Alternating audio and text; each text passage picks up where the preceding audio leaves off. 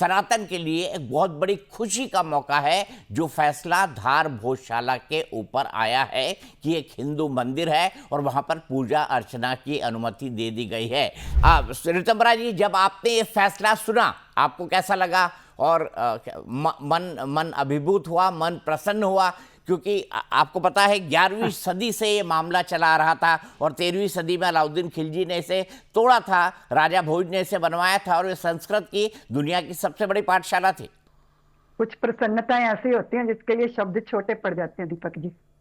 आप सोचिए उस समय 1200 हमारे अध्ययन करने वाले विद्यार्थियों को उनका वध, उनकी हत्या करके उनको यज्ञ कुंड में फेंक दिया गया था। उस स्थान पर जहां 1400 विद्वानों के द्वारा विश्व भर के विद्यार्थियों को ज्ञान विज्ञान की शिक्षा दी जा रही थी। वो तो शिक्षा स्थली कालिदास जी की भी है, वो बागभट्ट जी की भी है, वो माघ की भी है, भवभूति की भी है। अर्थ को, सार्थकता को सिद्ध किया। उस स्थान पर इतना बड़ा अत्याचार हुआ और उसके बाद आज तक दुराग्रह करते रहे लोग। और एक ऐसे मौलाना, उसकी वो वहां पे मजार है, ये है वो है। आप सोचो दीपक जी, इस देश के अंदर मतलब स्वाभाविक रूप से दीवारें, वास्तु, वहां का जितनी भी व्यवस्था है वो सब चीख चीख के कह रही है कि हम क्या हैं। कई बार हमारा परिचय किसी दूसरे को देना पड़ता है, लेकिन कभी ऐसा भी होता है हमारा परिचय हम ही होते हैं। तो स्थान है, भूमि है और एक लंबा इतिहास है। वो चीख चीख के कह रहा है कि मेरा सत्य ये है। लेकिन वो बात तो जानते हो ना कि सूर्य का प्रकाश उल्लुओं को दिखाई नहीं देता, उनकी सामर्थ्य नहीं है वो सूर्य की आंखों में आंखें मिला के देख सके। और इसका ये दुष्परिणाम कि आप जो है, पहले मंगलवार को हमें पूजा का अधिकार था, हर शुक्रवार को मुस्लिम समाज वहां नमाज कर सकता है। बाद में इस पर रोक लगा दी गई, लेकिन वहां नमाज हर हफ्ते चलती रही। तो आप ये देखो, आप इसे तुष्टीकरण कहोगे, इसे अकल के अंधे लोग कहोगे। सत्ता की राजनीति ने, वोट की राजनीति ने अकल से अंधा बनाया। वो जो नैन ज्योति अंध थी, हृदय की आंख बंद थी। अगर हृदय की भी बंद हो जाए, आंखें भी फूट जाएं, प्रज्ञा भी ना हो, तो फिर यही तो परिणाम आएगा। ये दुष्परिणाम भोगा हमने। और आप सोचो कि उस स्थान पर जहां ज्ञान विज्ञान, आप सोचिए कि करीब 54 सिद्धियां भोज महाराज को प्राप्त हुई थी।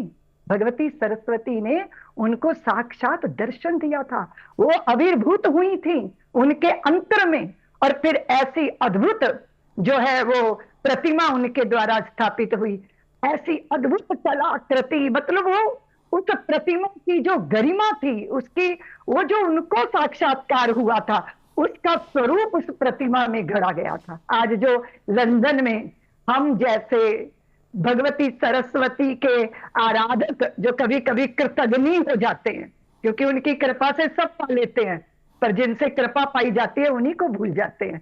तो जब तक वो वापस नहीं आ जाती, उनका अभिषेक नहीं हो जाता, हम सब उनकी ऐसी प्रतिमा को स्थापित नहीं देख लेते, तब इस यात्रा को हमेशा जारी रखना है। और मैं सोचती हूँ सत्य पराजित नहीं होता, सत्य स्वयं प्रमाणित होता है।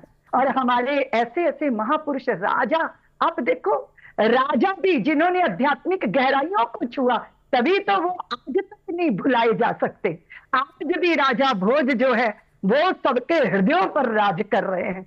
और फिर मैं तो ये जीत मानूंगी हमारे दीपक भैया कि ये हमारे निरंतर अपने श्रद्धा के स्थलों पर जो हमारा दावा होता है ना, बार बार प्रणाम करेंगे, बार बार पुष्प चढ़ाएंगे। प्रतिमा नहीं होगी तो भी उस स्थान को, जिस स्थान में कभी प्रतिमा स्थापित थी, वो हमारे लिए पूजनीय है, वो हमारे लिए वंदनीय है। जहां से विद्वान तैयार हुए, ऐसी अद्भुत भोजशाला, जीवंत संस्कृति, ऐसा जीवंत प्रवाह, भगवती साक्षात आपने भी पूरे भारत को, पूरे विश्व को सनातन का बोध कराया। किसकी कृपा से? भगवती सरस्वती की कृपा से। बिल्कुल, वो वाणी बिल्कुल। देती है, वाग देवी प्रज्ञा में आके विराजमान होती है, तभी सत्य कहा जा सकता है, तभी सत्य के पक्ष में डटा जा सकता है।